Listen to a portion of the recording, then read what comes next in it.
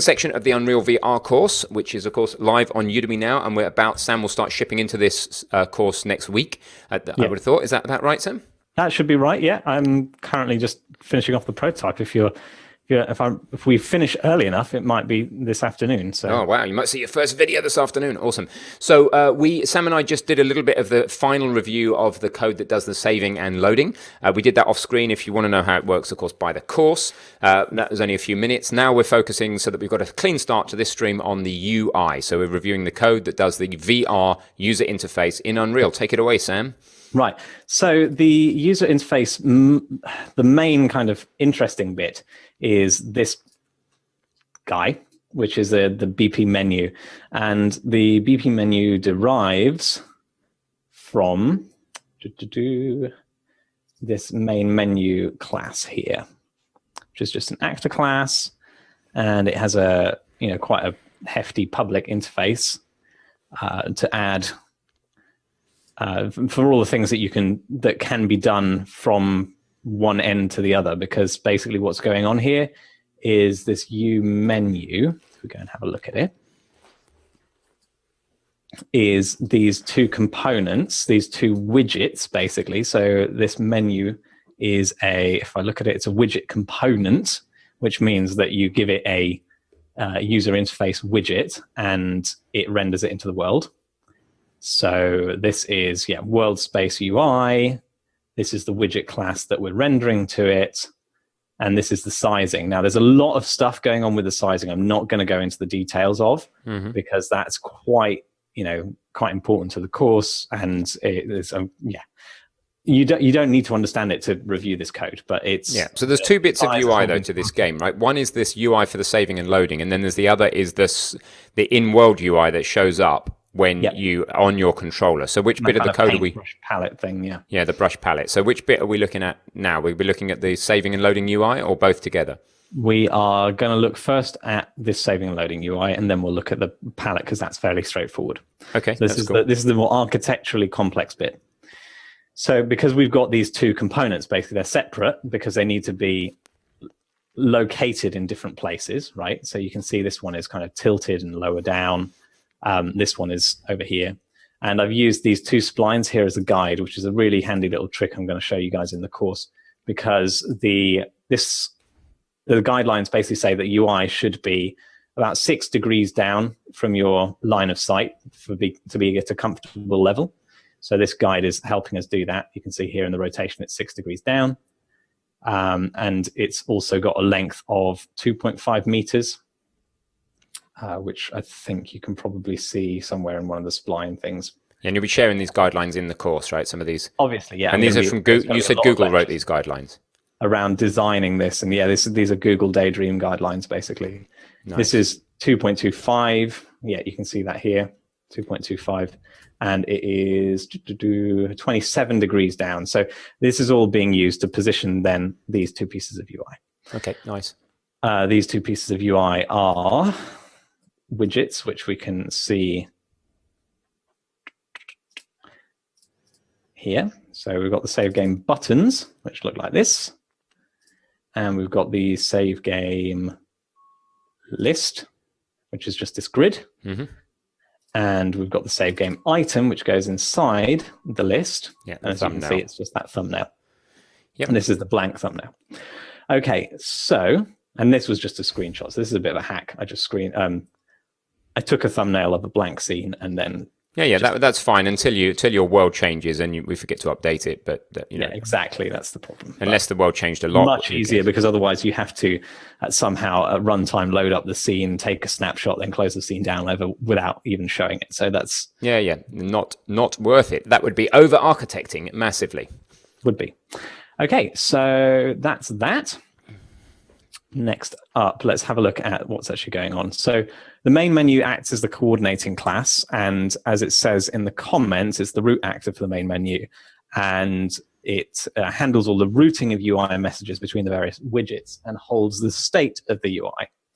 So the state is down here. So you've got whether it's in delete mode or not, which was when you hit the delete key, it kind of all goes red, and you can imagine like the iPhone animation where all the icons start shaking because you're about to delete them, kind of thing. Yeah. But I didn't do that much effort as they do. And then you've got the current page. So there's some pagination. So it starts off on page 0. Programmers start counting from 0. So that's the first page, and then on and on. And then we've got references to the root, so that's the scene root, the menu widget component, and the menu buttons. Yeah. Okay. Which then get positioned in Blueprint. This is so there's a lot of interface there around the pagination. So if we just look at the public interface, so we can add a save slot, we can click an item, toggle delete mode. Okay, is in delete mode, we can ask, but has next page, has previous page, next page, previous page, and get current page. Can you just talk me around why there's so much there with regards to pagination? Yeah, I mean, we could put parameters in to make them do two things, but that's no, we don't want to do that. What else would you do? The buttons need to know whether there is a next page or not, so that they can highlight or unhighlight. This is a bit of a rhetorical question, really. This is slightly contrived for the stream, but just briefly. Yeah. So this is just so that you can highlight or not highlight the button. Mm-hmm. This is so that you can actually change the UI based on having clicked the button. Yeah. And this one, I can't remember where that one actually gets called. I'm not sure whether that needs to be public, but I mean, it can be public, but I don't know whether it needs to be. Yeah. It is called in the save game list.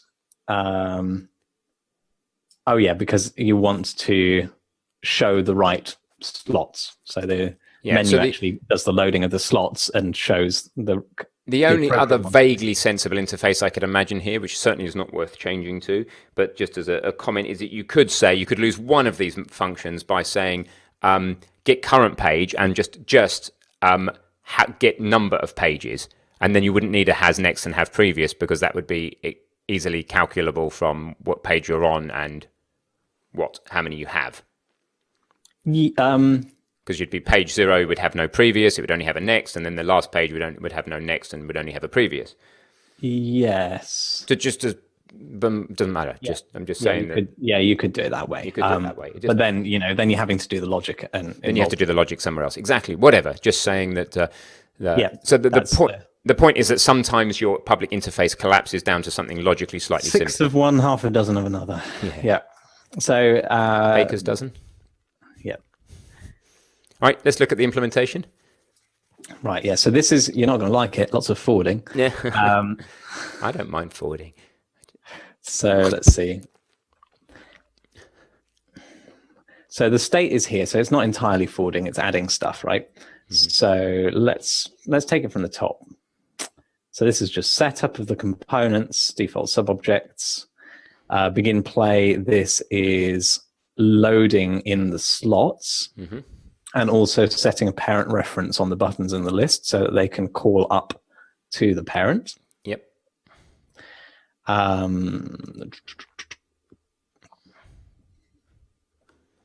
So add slot. So this creates a save game because we're adding a new save game, basically a new slot. And then once you've created the save game, it just asks the list to reload itself, basically. Like saying refresh, because every time it refreshes the list, it has to go out to the disk. So it's not something we want to do on every tick. Yep. That all looks simple. Yeah. Clicked item. So if an item was clicked, then if we're in delete mode, it deletes it. Very self-explanatory. It opens it. Yeah, that's good. That's the sort of code I like to see, by the way, guys. That clicked item is just, what happens when you click an item? Well, if you're in delete mode, you delete it. Otherwise, you open the level. I mean, that tells you what it does. That's business rules encoded there. I like that. Toggle delete mode. Almost not worth the method, is it? I mean, you just... Well, no, because otherwise you have to... Make it... Yeah, you have to do it. I mean, you could have a set delete mode and get delete mode. No, exactly. It's fine. One method. Yeah, it's fine. So this is...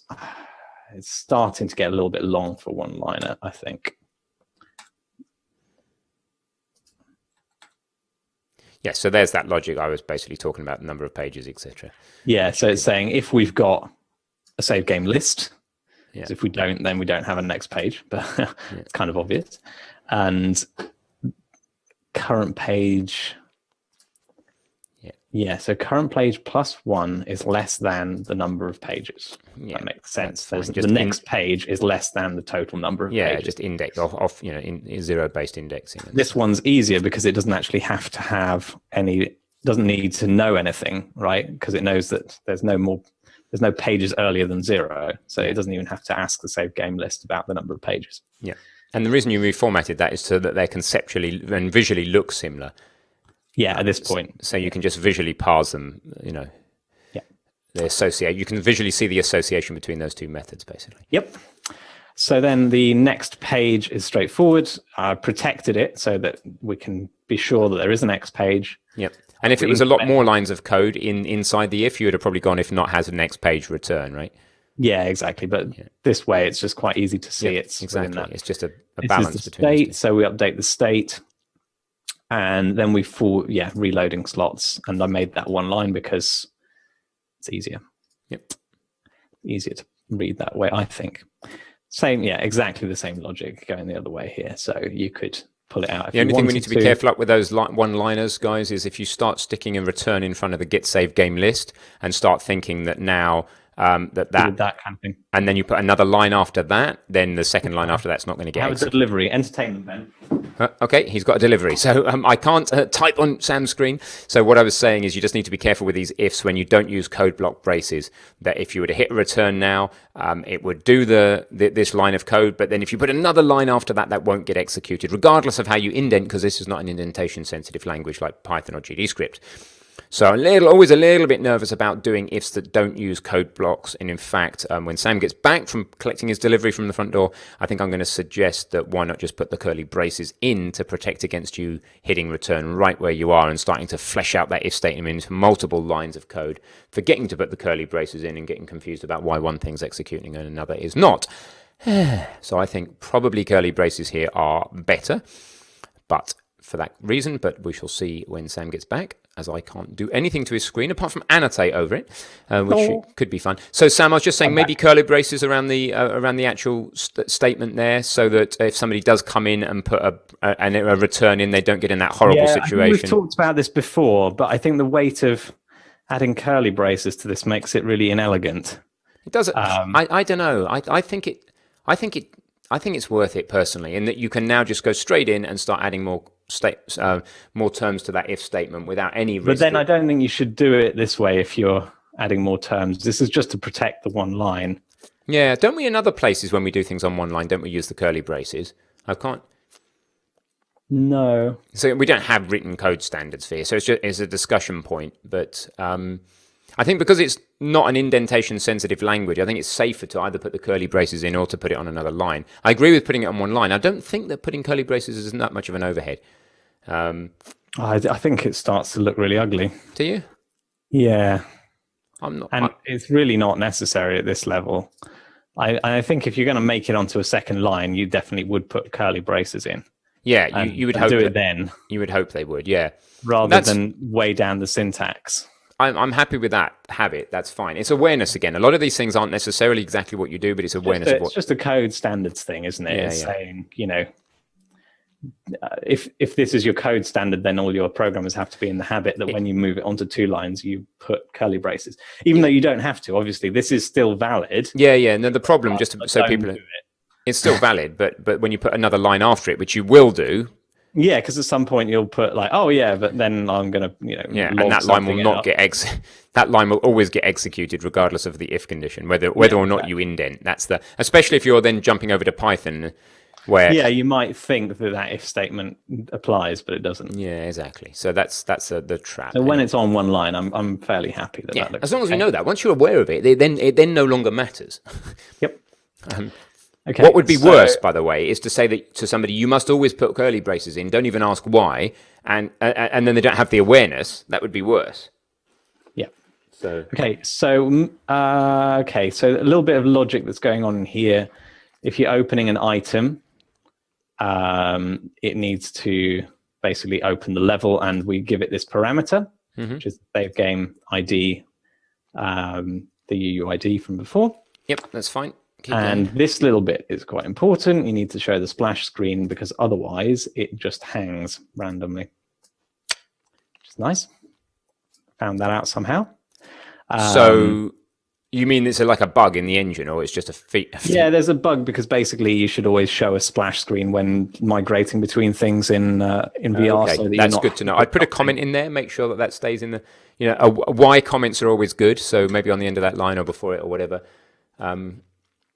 Yeah, why, we're not a fan of comments, as you guys know, but why comments are good.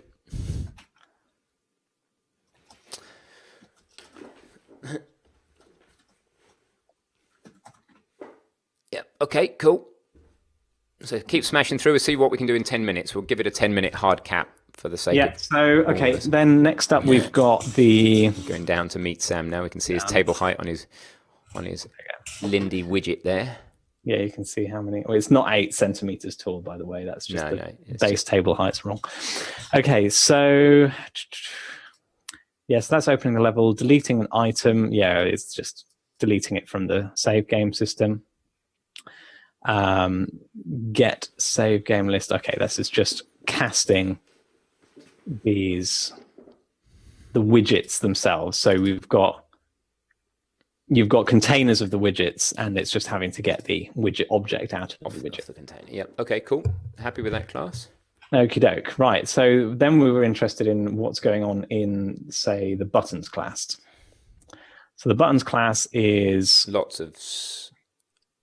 Yeah. So it's got blueprint callable methods here. So I've done the binding here in blueprint because couldn't be bothered to do it other way. So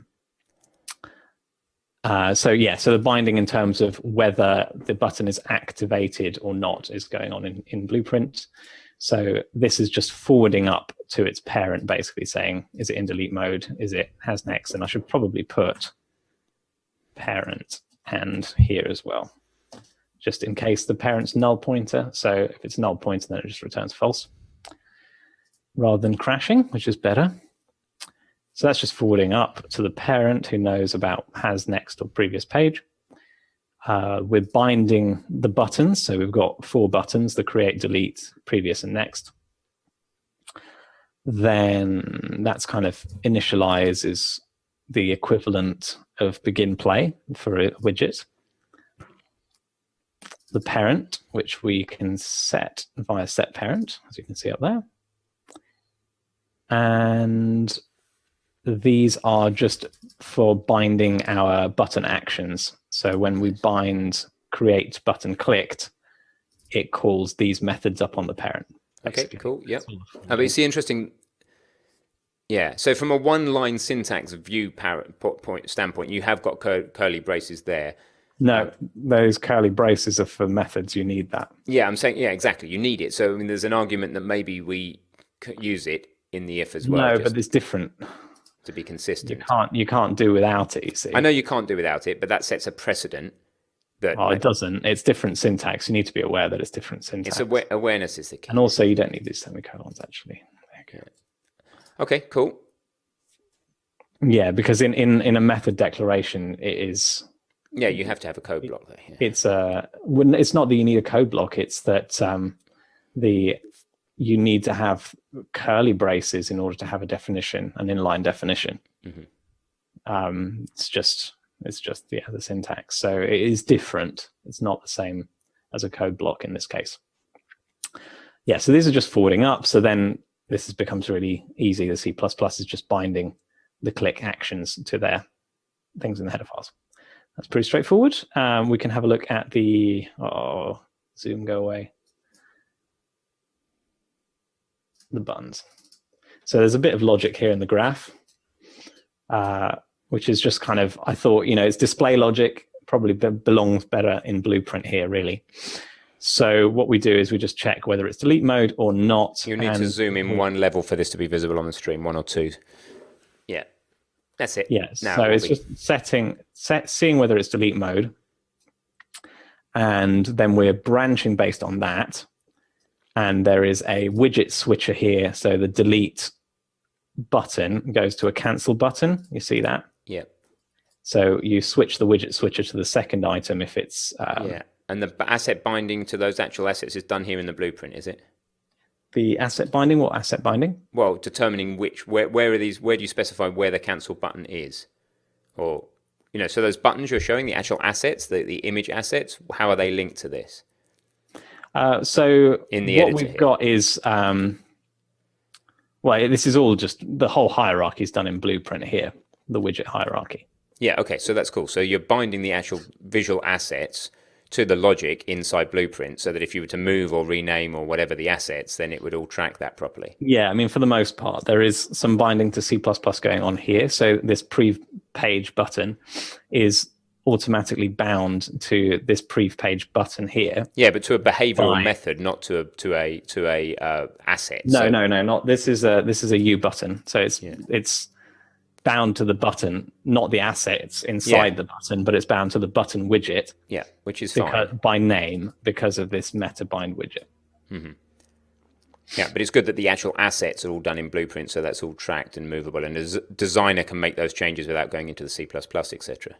Yeah, that's one of the reasons you probably and they can change they can change the behavior of the button on delete mode. Yeah, with this simple logic, like they can change the background. What I'm trying to bring out is you said you did it in Blueprint because you couldn't be bothered to do it another way.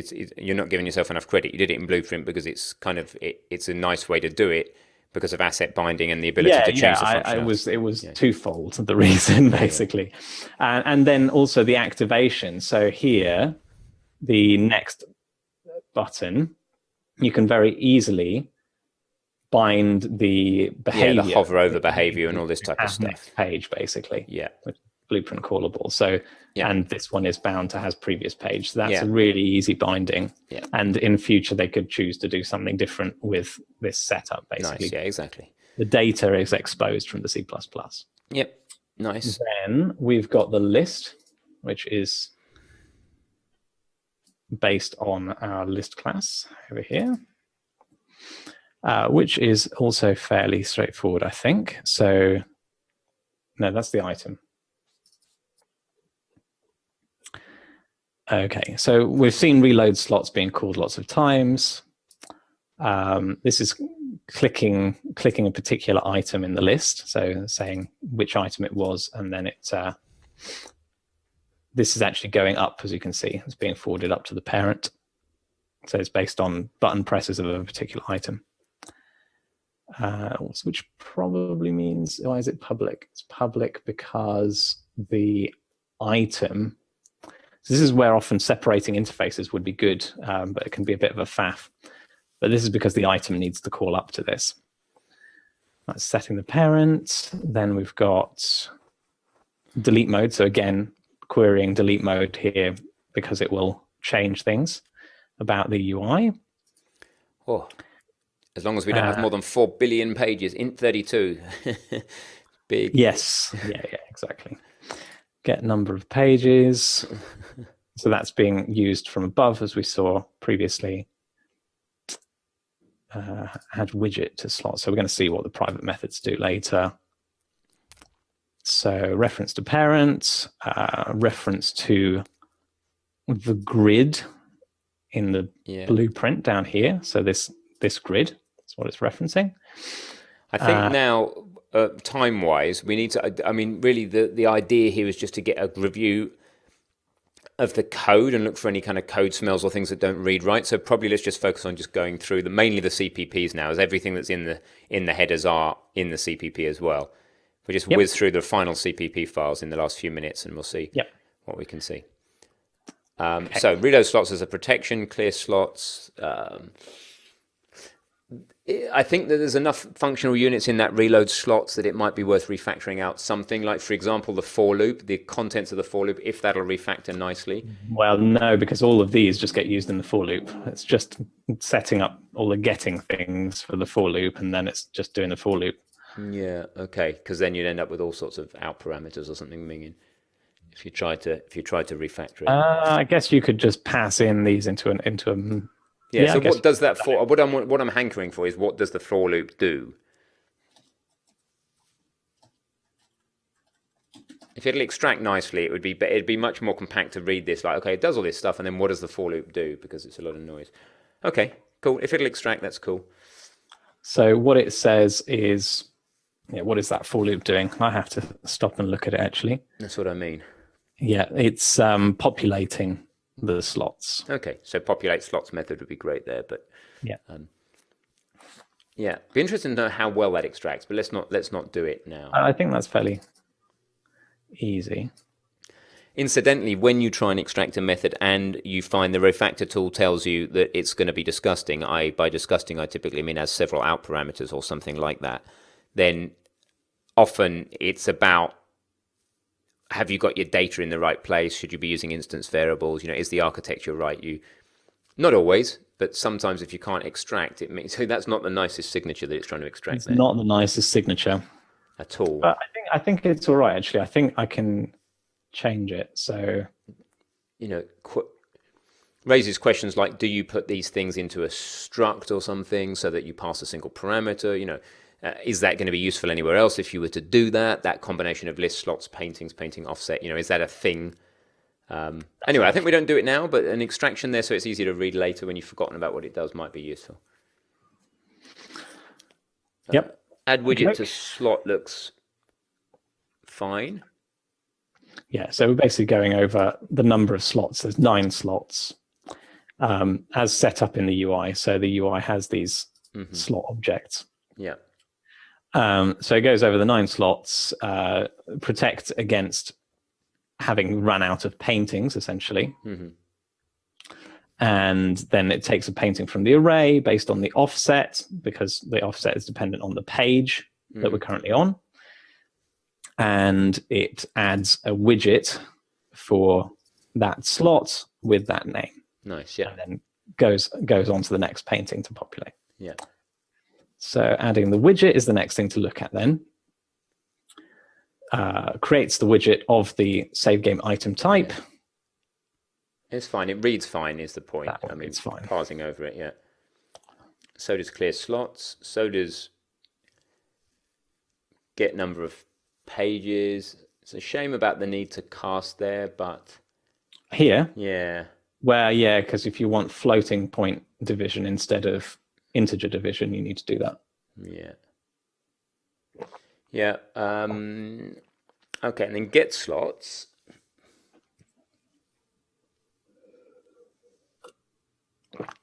Yeah, that's small enough. It's not worth extracting. That looks fine.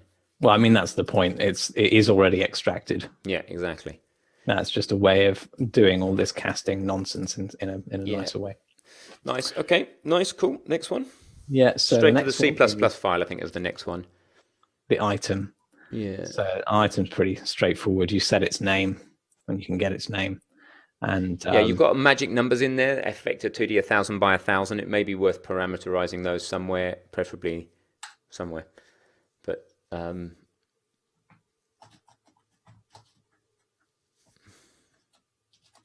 HAL. That's HAL on line 6. That's not HAL 9000, is it? It's not going to come along and say, "I'm sorry, I can't do that, Sam." The HAL is the hardware abstraction layer. Yeah. I didn't really think it was HAL 9000. Okay, it's just worried about the rise of AI. Okay, next one, Sam. That one looks good. Yeah, so that's just loading. We've kind of gone over it without really saying it, but this is it's okay. I mean, we're not trying to explain what it does. What we're trying to do is just look at the code and make sure that it, that it looks like it does what it says it does. That took me a couple of days, that line. So that you can boast about, help people appreciate the value of that in the course itself. Yeah. I appreciate it, and I had no idea it took you a couple of days there. So, and I'm sure that'll turn into meaty, valuable content in the course itself. The only other thing I think that we haven't covered is the radial menu. I'm making sure there. I'll tilt that down. It's a bit weird. Oh, there is the painter game mode. So this is quite interesting. So this is where it's loading. I mean, this is pretty straightforward. But when it loads the painting, it has to get the save game ID from there.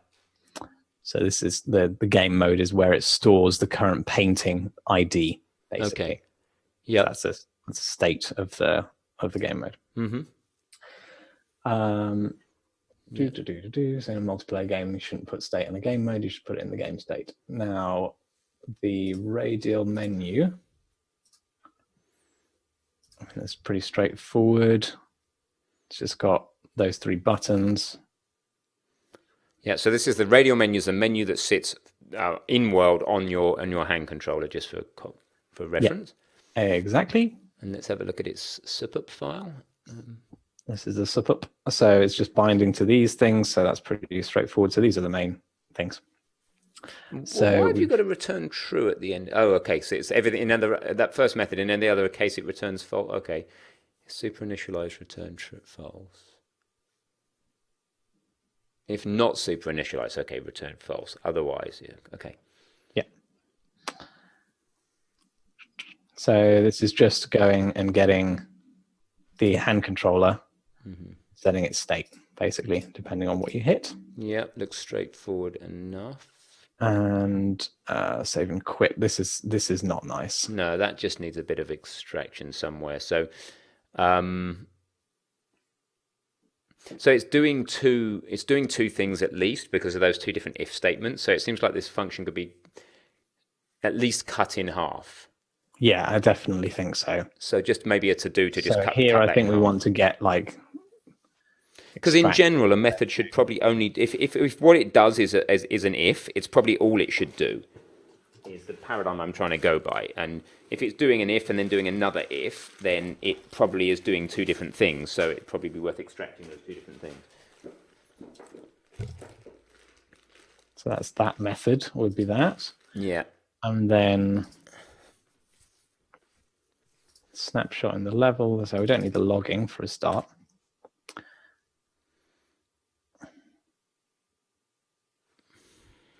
And then somewhere down in the middle of this ish, there'll be another logical unit.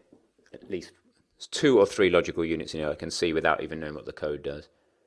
And this is really save and quit is this bit. So I mean, well, it's in the name, mate. Save and quit. I mean, I guess in a way, save and quit, but you need to pass in get save game. So I'll leave it to you to work out how, but it just needs. I mean, just in here, it can be like get save game and then save and quit kind of thing. Exactly.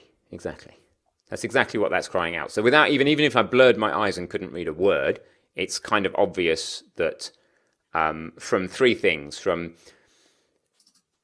the fact that there's 2 if statements that are switching on 2 different things, and from the length of that method, and from the fact it's got a name which is save and quit. All of those. I mean, it should do save and quit though, because the quitting is contingent on the saving. Yeah. This if statement bit. Yeah, that's fine. But the way that the implementation of how you save and quit should there's 2 things going on there at least. What is the other thing, just in terms of putting a comment in? So you've got. What's the other thing? So you've got get save game. Is it get save game or create? What would you mean by get save game? Is it just like get the slot or? No, it's get the save game object. Go get the save game object. Yeah, and what are you doing in the second half? Save and quit. Okay.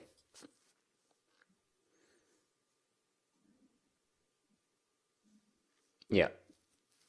So you can just break it down. That's pretty clear on its own. Yeah. It was a bit obfuscated by all the logging, but yeah. So it can just be broken down the middle there at line 57, right, to make it clearer. Something like that. All right, cool. So next one.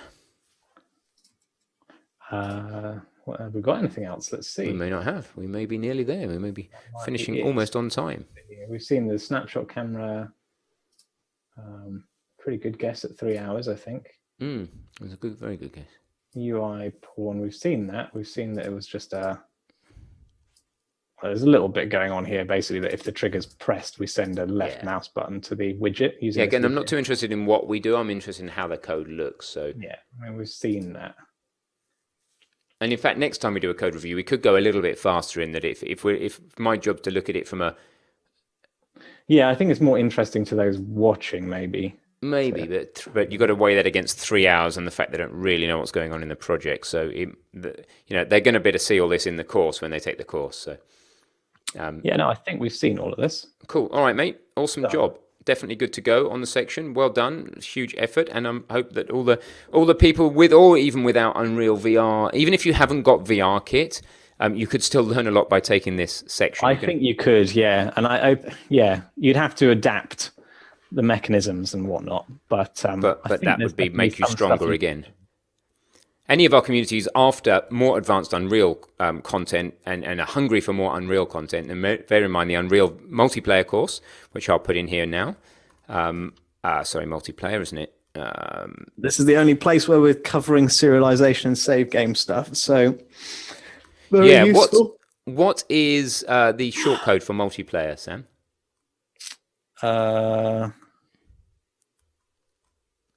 UEM.